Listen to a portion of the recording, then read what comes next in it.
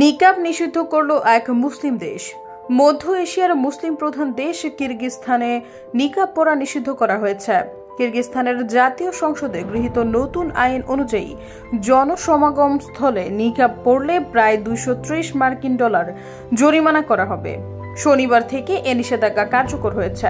সংবাদ মাধ্যম radio free Asia এক প্রতিবেদনে এ তথ্য নিশ্চিত করেছে।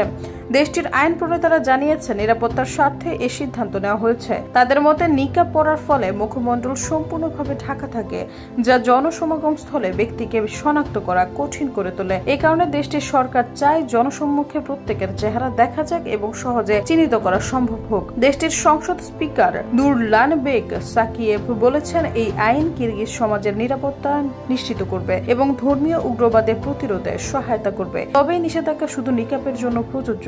হিজাব বা মাথায় স্কার্ফ পরার অনুমতি থাকছে, কারণ এটি মুখ ঢেকে রাখে না। স্পিকার সাকিয়েভ বলেন, আমাদের মায়েরা ও বোনেরা ঐতিহ্যগতভাবেই মাথায় স্কার্ফ পরেন, যা আমাদের সংস্কৃতি ও ধর্মের অংশ।